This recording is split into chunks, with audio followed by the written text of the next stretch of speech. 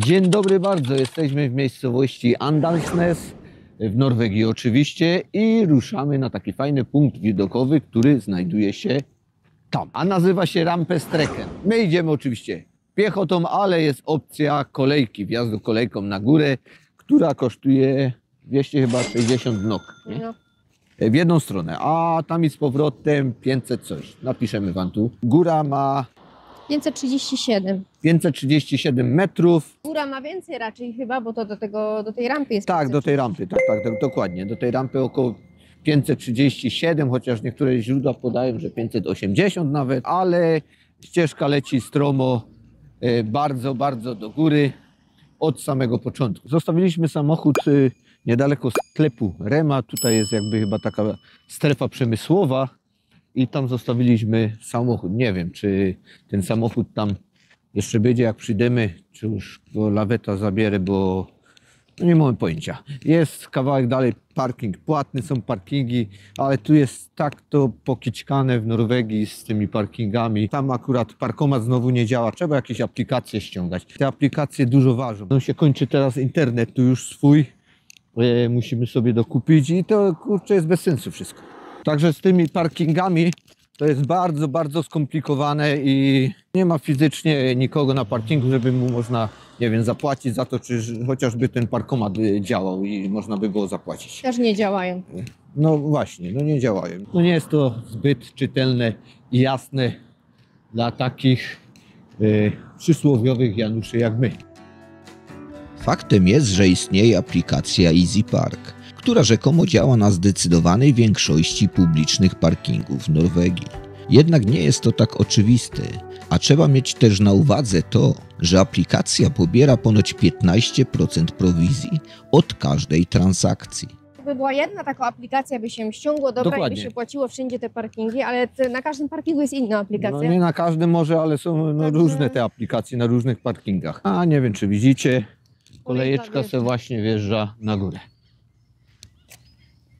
Wybieramy się dość późno, ponieważ rano była kiepska pogoda, także czekaliśmy, aż nieco się poprawi. No i teraz się poprawiło, dlatego postanowiliśmy ruszyć o godzinie 15:50. O 20:00 może będziemy z powrotem. Myślę, że 4 godziny nam wystarczy tam i z powrotem.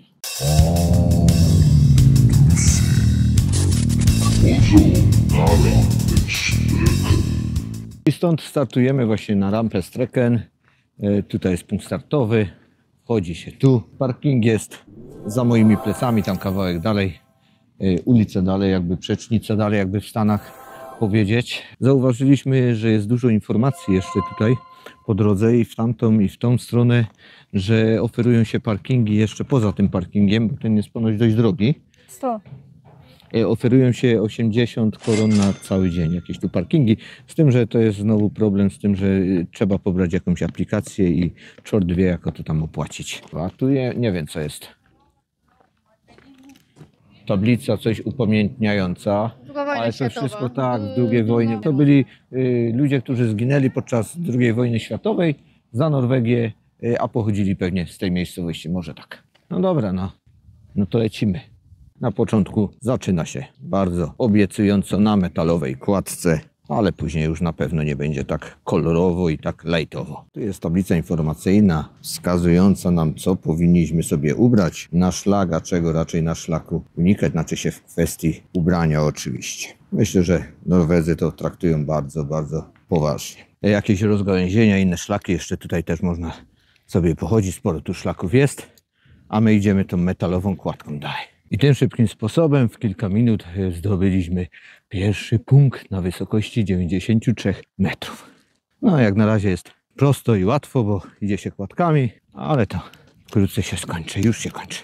Po drodze oczywiście możemy napotkać wszędobylskie metalowe trole i skrzyneczki. Nie wiem, czy to są domki troli, czy próbuję to otworzyć. Nie da się otworzyć. A tu bardzo pomysłowy wizerunek trola w kształcie właśnie tego powalonego drzewa, czy też bardziej korzeni tego powalonego drzewa. I korzenna droga teraz usłana korzeniami, to może w pewien sposób ułatwiać, prawda, wchodzenie pod górę. No i tu już wstępnie zaczynają się jakieś tam łańcuchy, ale tak delikatnie można sobie bez łańcuchów spoko poradzić, ale jest to takie wspomożenie w imieniu Pana.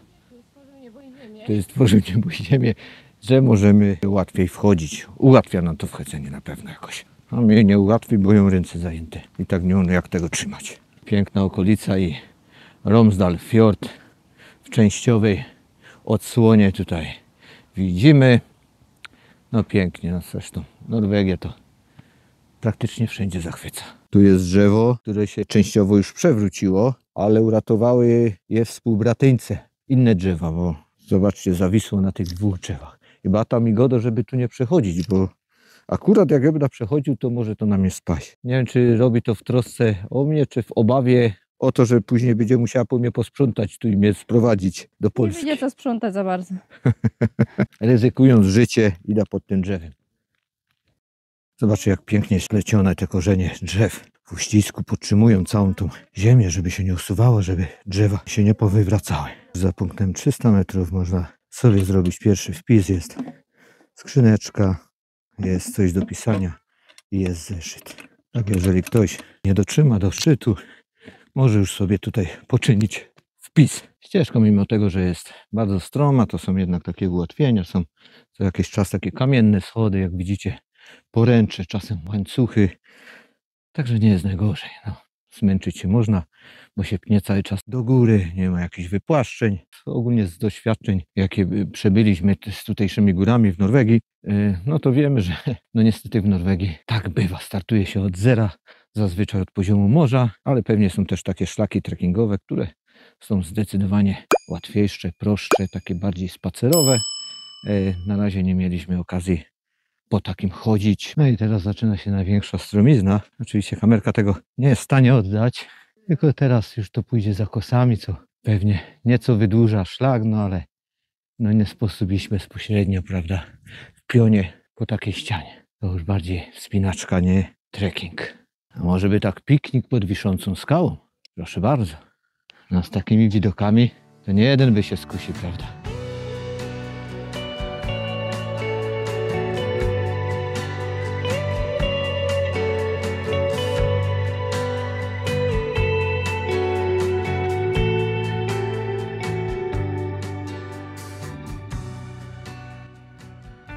Szlak na rampę Streken nie należy do trudnych, ale to nie oznacza, że się nie zmęczycie i nie uronicie choćby kropli potu.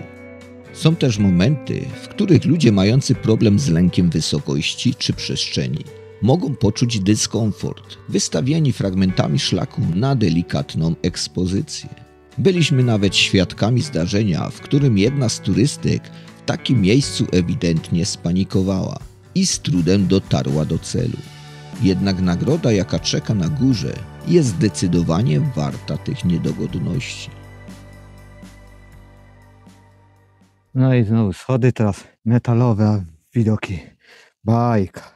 No myślę, że to już jest ostatni etap, dojście do punktu widokowego. No i na rampę Strecker udało mi się dotrzeć w godzinę i 10 minut. Jak to w takich miejscach, w takich punktach widokowych tworzy się kolejka, chociaż tu nie jest zbyt duża. Każdy chce sobie zrobić jakieś zdjęcie, prawda? No a też co niektórzy wchodzą z oporami, także trwa to trochę. Ja i tak czekam na Beatę, bo Beata jakaś tam się bujo jeszcze. Także jak dojdzie, to staniemy sobie w kolejce, bo nie wyda cebulowo, już nie będę jakby stał i trzymał kolejki, bo nie wiadomo kiedy przyjdzie Beata, także bez sensu. A właśnie teraz już Beata na horyzoncie już się zbliża i finiszuje bardzo ładnie tutaj. Mam nadzieję, że ten pan ją nie dogoni. Jeszcze kilka kroków, jeszcze kilka tchnień, jeszcze kilka oddechów i już prawie jest. Brawo.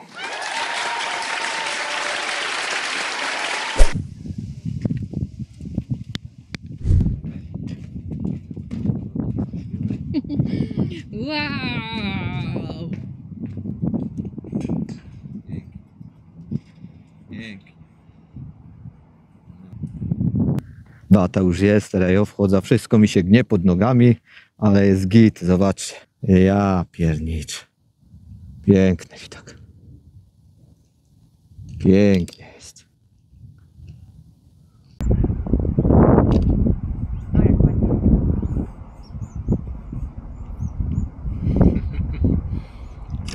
telefon, bocie. Mogę ci go strącić Sprytna. przypadkowo. Szkoda, że jest właśnie słońce w tą stronę i pewnie kiepsko widać. Za nami długo kolejka. Tak, musimy się ogarniać. Raz, dwa. Każdy ma swoje 5 minut, czy nawet nie 5 minut, a minutę bardziej. Przy tym tarasie widokowym poszło mi się trochę do góry jeszcze i że no taką fajną miejscówka, w której sobie wypijemy teraz kawa, prawda, odpoczniemy chwilę podziwiając te oto widoki na Romsdal Fjord. Te poszczępione tam, to jest prawdopodobnie, nie jesteśmy pewni tego, ale to jest prawdopodobnie tył tej ściany troli, najwyższej pionowej ściany skalnej w Europie. Beata sobie właśnie pije kawusia i taki wygląd mamy w okolicach.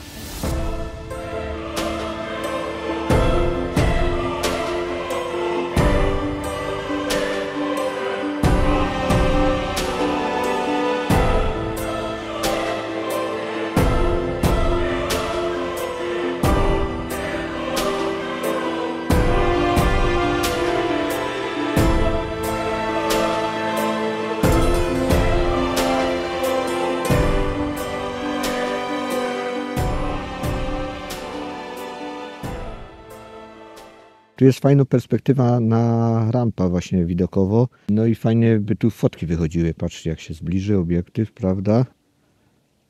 A, można by tu fajne foty strzelać.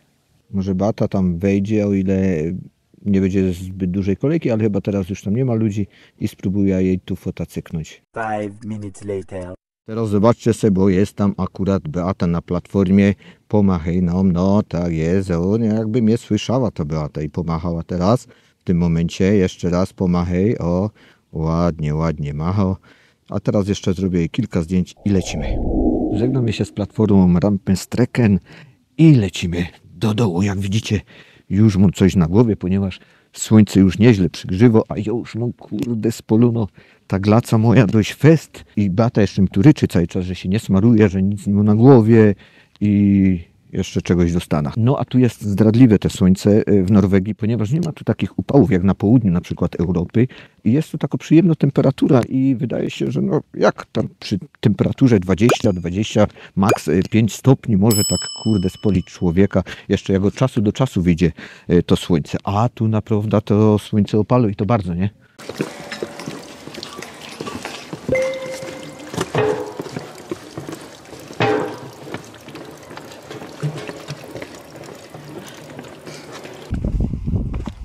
No to lecimy po schodach na dół. Run.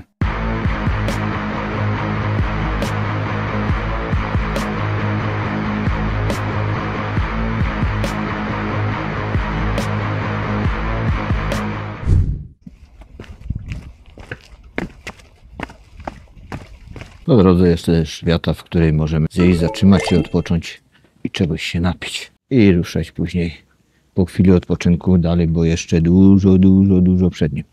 A wiem co mówię, bo wracam właśnie stamtąd. Tu na początku, jak widzicie, leci stary szlak jeszcze, który właśnie jest z łańcuchami, a tu zbudowali już taką platformę. Nie wiem, czy w zamierzeniu mają jeszcze kontynuować tą metalową platformę. Szczerze w to wątpię, ale tutaj przynajmniej na początku szlaku zrobili coś takiego. No i czas zejścia to niespełna godzina, 55 minut. Schodziliśmy, ale tak na luzie, bez pośpiechu. Wiadomo, jak zawsze jakieś przystanki, jakieś zdjęcia, jakieś filmy się nagrało. Zejście poszło ciut sprawniej niż wejście, bo wchodziłem godzinę i 10 minut. Reasumując, wejście i zejście można policzyć jako 2 godziny być może z małym haczykiem. Także 2 godziny samego truptania, 2 godziny 10 minut odpoczynku. I tak to powinno właśnie wyglądać. W górach nie wolno się śpieszyć, bo w górach są ważne chwile, są ważne widoki, są ważni ludzie, których się spotyka, są ważne rozmowy, ważny też posiłek i kawa na górze, a czasem też, jeżeli można, to piwerko. Ale tylko czasem. A tam zobaczcie, teraz akurat właśnie sobie leci kolejeczka na górę. Na górze jest stacja, kolejki i restauracja. My byliśmy trochę niżej. No za bardzo nie widać tu tego punktu widokowego z tej perspektywy, ale to jest przed tym masztem gdzieś. Tak jak mi się wydawało, na tym parkingu, na którym zostawiliśmy samochód, jest parking ciężarówek. Ale chyba nasze stoi. Mam nadzieję, że się nic z nim nie stało. Stoi, ma się dobrze, nawet ten samochód, który tu wcześniej stał, też stoi. Także luz. Van Krosik cały i zdrowy. Jeszcze obejrzał, czy nie ma blokady na kołach, ale nie, jak z tej strony nie ma, to już nie ma. Mandatu też za wycieraczką nie ma. No chyba, że mi spisali numery i dostanę do domu jakoś faktura. Wszystkiego dobrego. Już kończymy ten odcinek. Idziemy jeszcze na małe zakupy do Remy. Nie zapominajcie o nas. Kolejne odcinki już wkrótce. Do zobaczenia na kanale YouTube. Do zobaczenia gdzieś w świecie. I do sąsiadów. Byliśmy właśnie jeszcze na zakupach w Remie 1000 tutaj. No i co kupiliśmy? Może pokażę szybko. Ogór naturalny 23,40, ogórki 29,90. Podejrzewam, że to jest maślanka. No chyba maślanka. 24,40. Margaryna do smarowania. 21,50. Pomidorki. Pomidorki 18,46. Za te 3. Cukierki jeszcze, bo są naprawdę pyszne. 84,59. A ile tego jest wagowo? Znaczy się 159 kg. A my lubimy te cukierki. Nawet takie jajuszka są różne. Tam meloniki, czekoladki, jakieś tam inne. Te kuleczki polecamy, bo one są lekkie bardzo, a są pyszne.